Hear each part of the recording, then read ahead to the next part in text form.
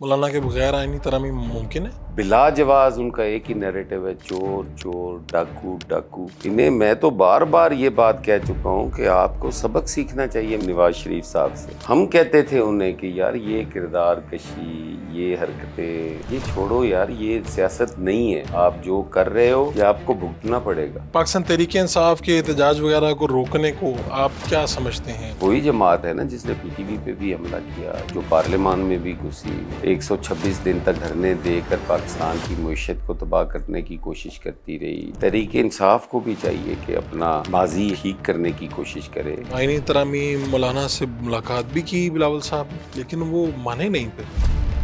ہماری یہ ڈیمانڈ ہے، کیونکہ ہم ہی وکٹم رہے ہیں۔ 45 سال کے بعد بھٹو صاحب کا جو ہمیں ادھورا انصاف ملا، 12-13 سال سے تو بیوی شہید کا جو کیس ہے وہ پینڈنگ پڑا ہوا ہے۔ تو یہ جو تاخیر ہے انصاف کی فراہمی میں، پیپلز پارٹی چاہتی ہے کہ وہ ختم ہو۔ آپ کے دوست ہیں گورنر پنجاب، میرے خیال نہیں ہے، یقیناً ہے۔ تو آپ نے انہیں سمجھایا ہوگا کہ یہ کیا بات کر رہے ہیں آپ؟ وہ گورنر ہی تھا بیچارہ جو کر گیا ہے، باقی کسی نے کرنی بھی نہیں ہے۔ تو یہ تاثر کیوں ہے کہ یہ سب کچھ کوئی پیچھے بیٹھ کر کروا رہا ہے؟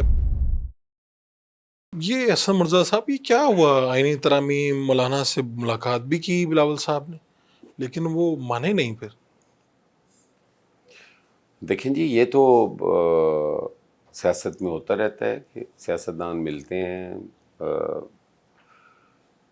ایک دوسرے کے جو گفتگو ہے اس سے اتنا وہ نہیں فائدہ مند ہوتی، لیکن اس کا مطلب یہ تو ہرگز نہیں ہے کہ کوئی ناکامی ہو گئی ہے۔ یہ ڈائیلاگ اور گفتگو ہی سیاست ہے، اور انشاءاللہ تعالی یہ اینڈ آف دی ڈے جو ہوگا تو وہ بہتری کی طرف جائیں گی چیزیں۔ مولانا کے بغیر آئینی ترامیم ممکن ہے؟ دیکھیں، مولانا کے بغیر آئینی ترامیم کو یہ کہنا کہ ممکن نہیں ہے، میں سمجھتا ہوں کہ یہ سیاست ہے، اور سیاست کے اندر کوئی بھی چیز جو ہے اس کو بنیاد بنا کے نہیں کہا جا سکتا کہ یہ ان کے علاوہ ممکن نہیں ہے۔ کئی اور راستے نکلتے ہیں، لیکن پیپلز پارٹی کا جو اس پہ موقف ہے وہ کوئی آج کا نہیں ہے۔ ہم سی او ڈی میں ہم نے یہ چیزیں ڈالی، اور اس کو کرنے کی ہمیشہ ہم نے کوشش کی کہ آئینی عدالتیں ہونی چاہیے۔ وہ مولانا ساتھ ہوں تو بہتر ہے، نہ بھی ساتھ ہوں تو پیپلز پارٹی آئینی عدالتوں پہ تو کمپرومائز نہیں کرے گی۔ تو اب آئینی عدالت کی ذمہ داری کہتے ہیں جی بلاول صاحب نے لے لی، انہوں نے کہا مجبوری بھی ہے، ضروری بھی ہے، وہ گئے بھی وکلا کے پاس۔ اب نہیں، یہ ہمیشہ سے بلاول صاحب اور پاکستان پیپلز پارٹی پہ ہے۔ ہماری یہ ڈیمانڈ ہے، ہمارا ہی یہ ویژن ہے، کیونکہ ہم ہی وکٹم رہے ہیں۔ ہم 45 سال کے بعد بھٹو صاحب کا جو ہمیں ادھورا انصاف ملا، ہم تو یہ دیکھتے ہیں کہ 12-13 سال سے تو بیوی شہید کا جو کیس ہے وہ پینڈنگ پڑا ہوا ہے، اس پہ ہمیں انصاف نہیں مل سکا۔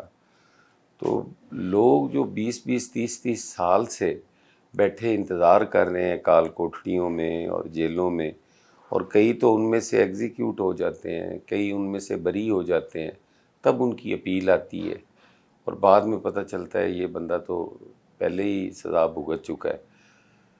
تو یہ جو تاخیر ہے انصاف کی فراہمی میں، پیپلز پارٹی چاہتی ہے کہ وہ ختم ہو۔ اور ہم یہی نہیں کہ آئینی عدالت پہ ہم کہتے ہیں، یہاں تو کوئی 60,000 یا اس سے زیادہ کے کیسز جو ہیں پینڈنگ پڑے ہوں گے۔ آپ اگر سول کورٹس میں جائیں، آپ اگر سیشن کورٹس میں جائیں، تو لوور کورٹس میں تو اس سے بھی بری حالت ہے، اتنی بھرمار ہے مقدمات کی۔ وہاں بھی پیپلز پارٹی چاہتی ہے کہ سول کورٹس علیحدہ ہوں، کرمنل کورٹس علیحدہ ہوں، چیزیں جو ہیں وہ سپیڈ کے ساتھ آگے بڑھیں۔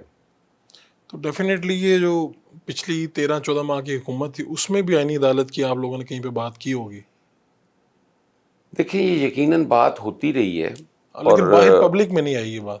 نہیں، گزارش یہ کچھ چیزیں ہوتی ہیں جو ابھی اپنے انیشل فیزز میں ہوتی ہیں، اور وہ اس سطح پہ نہیں آتی کہ پبلکلی وہ ڈسکس ہوئی ہوں۔ ویسے یہ مطالبہ تو ہمارا ہمیشہ رہا ہے، یہ تو مساق جمہوریت میں بھی یہ بات مساق جمہوریت سی او ڈی میں میں نے آئی، پہلے عرض کی ہے، لیکن وہی میں سوچ رہا تھا کہ پچھلی حکومتوں میں پیپلز پارٹی کی طرف سے شاید پبلک میں یہ بات آئی نہیں، مساق جمہوریت کے بعد شاید اس بات پہ کوئی نہیں نہیں، یہ تاخیر تو رہی؟ اکثر ہوتی رہی ہیں باتیں. یہ تو جب میرے خیال ہے افتخار چودھری کا وہ چل رہا تھا، یہ اس وقت بھی تھیں یہ چیزیں ساری. تو اب آپ کو لگتا ہے کہ بھئی یہ تو ہو کر رہنا ہے آپ نے کہ اس کے آئینی عدالت سے پیچھے تو ہم جا ہی نہیں سکتے نہیں، آئینی ترامیم پہ؟ اس کے علاوہ اور ہمارے پاس چیز کوئی نہیں ہے نا. اس کے علاوہ آپ بتائیں کہ کوئی حل، کوئی راستہ اگر ہے تو آپ بتائیں کہ یہ راستہ ہے. تو یہ تاثر کیوں ہے کہ یہ سب کچھ کوئی پیچھے بیٹھ کر کروا رہا ہے؟ مسودہ لوگ کہتے ہیں ہمیں ابھی ملا، ابھی دیکھا نہیں، اچانک بتایا گیا، مولانا کے لوگوں نے بھی ٹی وی پہ آگے کہا. تو یہ تاثر کیوں ہے؟ کیا آپ لوگوں کو پرانا مل گیا تھا یا آپ لوگوں کے ساتھ بھی ایسے ہی ہوا ہے، نہیں، کسی نے دیا بعد میں؟ ایسا ہرگز نہیں ہے. جب سی او ڈی ہوا تھا میرا خیال ہے اس وقت تو کوئی بھی پیچھے بیٹھ کے دینے والا نہیں تھا. اور وہ پیپلز پارٹی کا اپنا ویژن تھا. اور پھر چیزیں جو یہ ٹائمنگ کا جو کہا جاتا ہے نا جی، یہ ابھی کی بات ہو رہی ہے. یہ نہ کرنے کے بہانے ہیں ٹائمنگ کے. جس وقت آصف علی زرداری صاحب نے 18th امینڈمنٹ کے ذریعے تمام اپنی پاورز جو ہیں وہ پارلیمان کو دیں، اس وقت ٹائمنگ کیا تھی؟ کیا اس وقت وہ پریزیڈنٹ آف پاکستان نہیں تھے؟ انہوں نے پارلیمان کی سپرمیسی کے لیے، پارلیمان کو مضبوط کرنے کے لیے وہ تمام تر اختیارات پارلیمان کو نہیں دیے تھے. ٹھیک ہے. تو اب آپ کہہ رہے ہیں کہ اب دوبارہ وہ صدر پاکستان ہیں، اب دوبارہ سے ترامیم آئیں گی، اور یہ بھی پیپلز پارٹی کا کنٹریبیوشن ہوگا ترامیم میں بھی اور عدالتوں میں بھی.